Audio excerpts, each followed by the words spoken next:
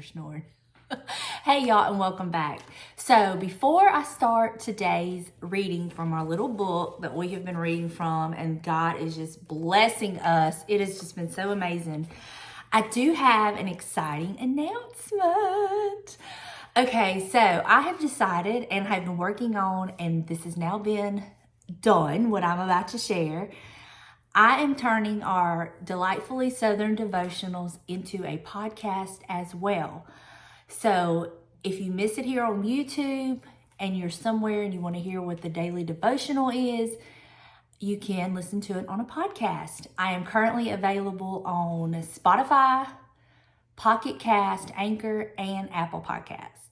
So if you're interested in following me on any of those sites, I will have everything linked in the description box below, and it will be I will take these videos and put them in a podcast form, and we're just going to see what the Lord does. I'm just so excited. I have been working on this for a little bit, and I have currently got every episode of the devotional channel on the podcast, so you can go back and listen to any of them that we've already shared, and I'm just so excited. I hope you are too. So they will be released every day on the podcast, just like they are here on YouTube.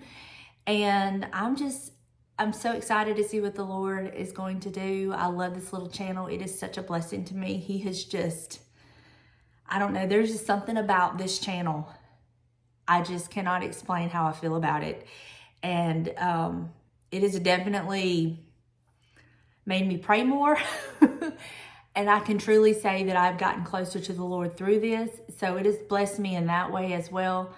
And I'm learning so much, and He is teaching me so much through this devotional channel. And I hope, and I truly feel that y'all are blessed as well, because it is not about me, y'all. I'm just the mouthpiece the Lord has chosen to use. And that's what I pray every time before I do one of these devotionals. I want Him to give me what He wants me to read. I want Him to give me the interpretation of what I've read. And I want Him to give me the words to speak to you, because He knows each and every one of you. He knows every circumstance and situation going on in your life that I do not know. And He knows what you need to hear, when you need to hear it, and how He needs to touch you. So all praise and glory goes to God. I'm just the conduit. I'm just what He's using to go through, and I'm so honored. I'm so honored. I don't want it to sound like, He's just using me. No, I'm honored. I'm honored that He chose me for this particular ministry, honestly. So with all of that being said, check out the podcast links below if you're interested in podcasts. Of course, you can come back and watch it on YouTube as well. And so now we're going to see what the Lord is going to minister to us with today. So I'm just going to open it up, and we're going to see where the Lord leads us and what He will have me read today. And we just pray that His will be done and He bless in each and every one of us. So, okay, it is under the grouping Bring Back the Children. It is on page 77 if you have this book.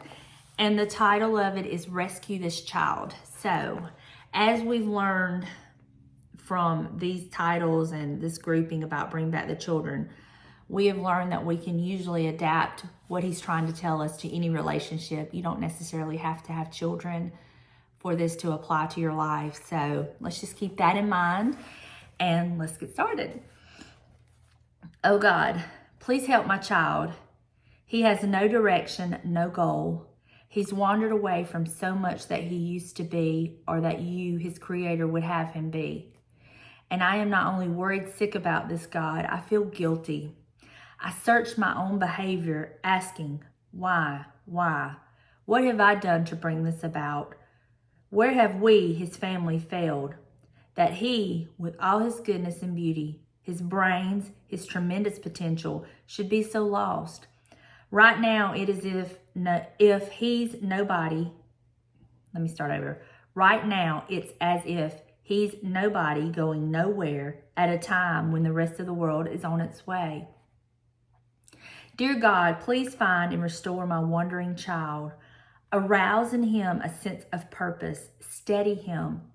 Set him upon his rightful path and walk with him. We who love him can't do it. Only you who love him even more can do it.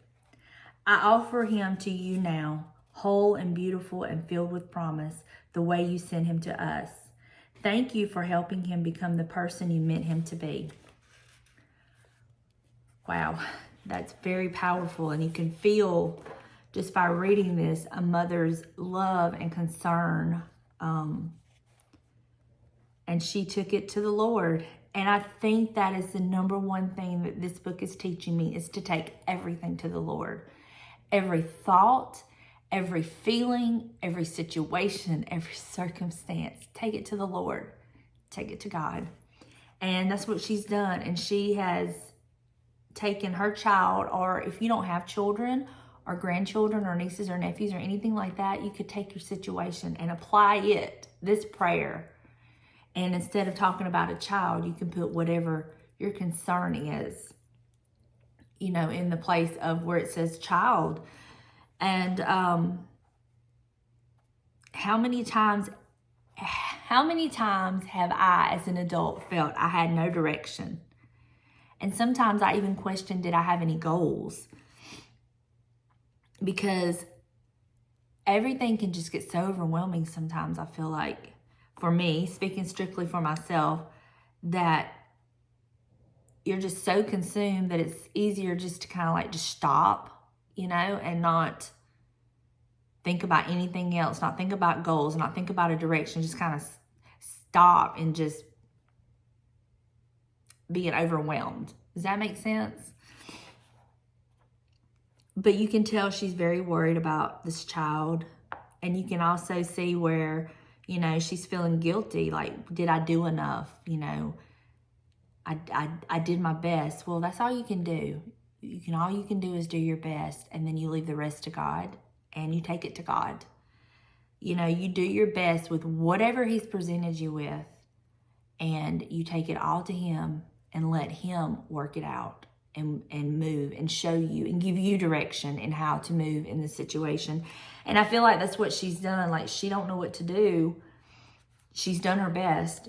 She said, and I'm not only worried sick about this, God, but I feel guilty. And I think that's very human. She searched her own behavior, asking why? What have I done to bring this about? And sometimes you haven't done anything. Sometimes it's just the way it is. And sometimes I feel the Lord will let certain things unfold a certain way just to see what we've learned, how we'll handle it. Will we trust him with it? When it looks like it's falling apart, are we still going to trust him with it? I mean, you've had your children, you've, give them back to the Lord. You've prayed over them. You've done everything you can do as a parent to raise them the right way. And it just seems like it's falling apart. But is it? Or is the Lord saying, okay, it looks like you've messed up. It looks like I'm not doing anything to help you in this. Are you still going to trust me? This is kind of the way I think about things, not just necessarily my children, but just life and situations. When you have things come up, and it feels like everything is just falling apart. Is it really? Or is the Lord just saying, it's not going the way you think it should? Are you still going to trust me? It's kind of where I'm going with this. And praying, please find and restore my wandering child. You could replace child with please find and restore in me the hope and the faith and the trust that I once had, Lord. It might be wandering a little bit, bring it back in. Only you who love him even more can do it.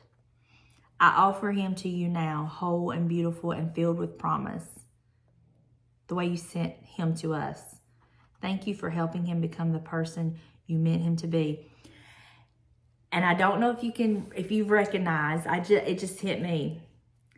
She's prayed and she's laid all of her concerns out to the Lord. She's pleaded her case, okay?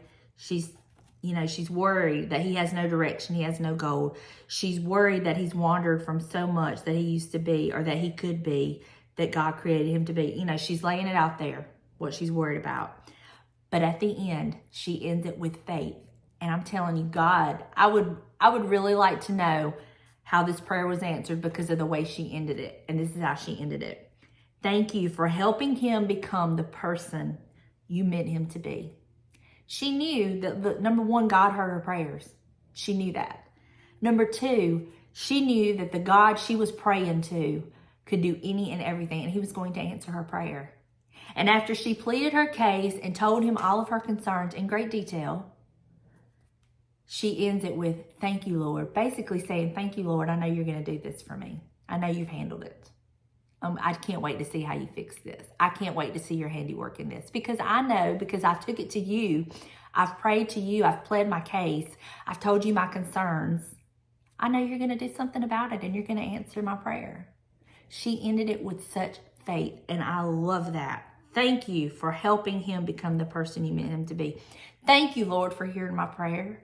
Thank you for working out this situation for me and it turning out the way it was meant to be all along, the way you intended it to be. Thank you, Lord. I love that so much. Such faith. And you can't tell me God didn't honor that. I believe it with all of my heart. Faith is the substance of things hoped for. She hoped for all of this. She hoped that he would have direction and he would have a goal and that he would not wander away from everything that he's been taught and what God created him to be. She hoped for that. But the evidence as she was praying this prayer, it was not there. That's faith, y'all. To pray and believe anyway, when the evidence is not there, that is faith. And y'all, God cannot turn away from that. God cannot. He will honor the faith. And all it takes is that little tiny mustard seed.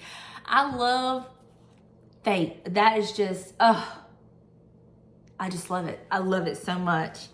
And I love that, speaking of faith, it's just my favorite subject. I love that he knew we were going to be so human. And on some days, we were not going to have the faith the size of a mountain. The only faith we were going to be able to muster up, pun intended, was the faith the size of a mustard seed, you know? He knew. And he knew us well enough to know that we could manage to have that much faith. And that's all he required. And then there's days where I have faith that I feel like it just could fill this house and then some, you know? So I hope this blesses you. I hope that you can get what I'm trying to get across. Again, I say I don't have the fanciest, prettiest words. I'm not the most eloquent speaker. But this is just my take on it. This is what the Lord is showing me. And I hope that it, turn blesses you and helps you. Wow. Thank you, Lord, for helping me and answering this prayer. Thank you, Lord. I love that faith. Thank you for helping him become the person you meant him to be. Because, Lord, right now, it don't look that way. But I know you're going to hear this mama's prayer and you're going to move. Such faith. I love it. Well, I hope you're inspired. I hope you got your faith gear on. I hope you're just like raring and ready to go to conquer and tackle any situation God will put in our path and allow us to come to us, allow us to encounter, I guess I should say. And I'm telling you, I'm fired up. I love it. Thank y'all so much for being here with me. I pray that you're blessed. Oh, so abundantly. I pray that you have faith that can move any mountain. I pray that whatever may come in your path, that you can look at it and speak to it and know that your God is going to honor your faith and answer your prayer according to his will and his purpose. I love y'all, and I will see you in the next one. Bye, y'all.